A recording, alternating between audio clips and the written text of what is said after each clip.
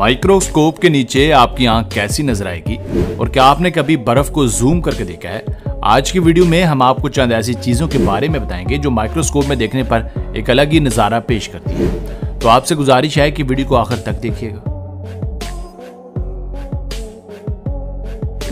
Number 8, वो लोग जो रेजर के साथ शेव करते हैं उन्हें पता होगा कि रेजर के साथ शेव किए गए बाल वापस से जल्दी उग आते हैं, पर अगर आप लोग ट्रिमर से शेव करें तो बालों को उगने में कुछ थोड़ा टाइम लगता है। क्या आपने कभी सोचा कि ऐसा क्यों होता है? जब मारी ने रेजर से शेव किए गए बाल और ट्रिमर से शेव किए गए बाल को माइक्रोस्कोप के नीचे देखा तो दोनों कुछ इस तरह से नजर आए।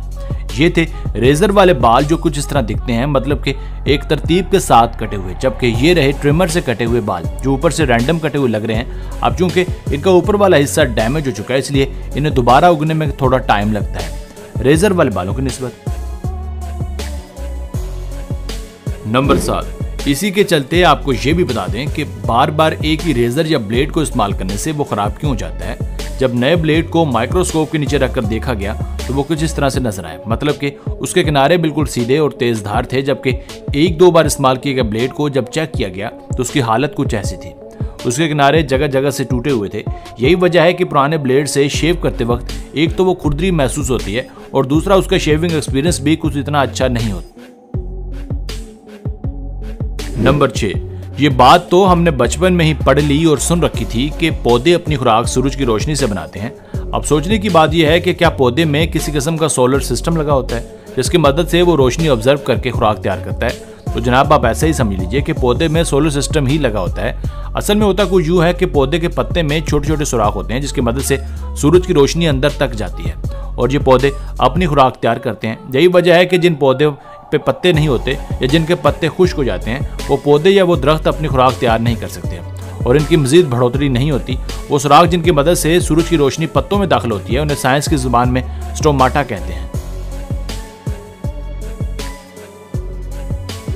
नंबर 5, बर्फ इतनी ठंडी होती है कि जब किसी चीज पर जम जाए तो अपनी एक तह बना लेती है और ये तह इतनी सख्त होती है कि आप इस पर चल फिर भी सकते हैं। तो क्या आप कभी आपके दिमाग में ये बात आई कि बर्फ का ऐसा कौन सा स्ट्रक्चर है जो इसे जमने के बाद इतना ठोस बना देता है? माइक्रोस्कोप के नीचे बर्फ को रखकर जब देखा गया तो माहिरीन अल्लाह ताला की कुदरत को देखकर हैरान रह गए।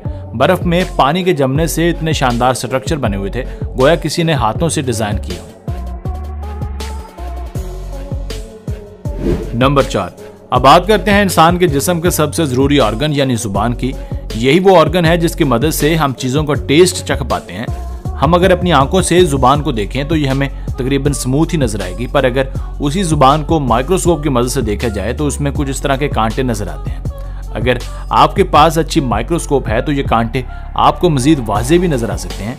ये वही कांटे हैं जिन पर जायका चखने वाले सेंसर्स लगे होते हैं और जब हम कोई चीज़ खाते हैं तो उसका जायका इन सेंसर्स की मदद से सीधा हमारे दिमाग तक जाता है जो फिर हमें वो टेस्ट महसूस करवाता है। चले ये तो हो गई इंसान की जुबान की बात, पर अगर किसी शेर की जुबान को देखें तो आपको बगैर किसी माइक्रोस्कोप के ही कांटे नजर आ जाएंगे। शेर की जुबान देखने के लिए माइक्रोस्कोप की नहीं बल्कि हमें बस हिम्मत और जिगरी की जरूरत होती है।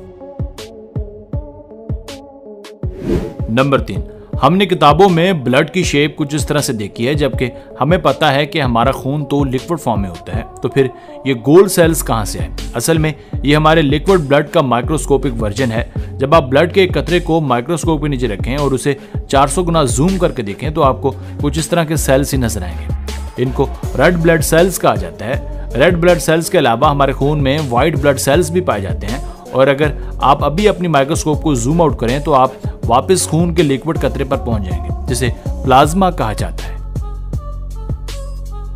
नंबर 2, हम माइक्रोस्कोप के नीचे दुनिया जहां की चीजें रखकर देख लें, पर कैसा रहे अगर हम उसी चीज को माइक्रोस्कोप में देखें जिसकी मदद से हम दुनिया देखते हैं। जी हाँ, अपनी आंख को अगर अपनी आंख को माइक्रोस्कोप के नीचे रखकर देखेंगे तो आपको अल्लाह ताला की कुदरत के जलवे नजर आएंगे। ऐसा महसूस होता है जैसे हमारी आंख में अलग ही दुनिया आबाद है।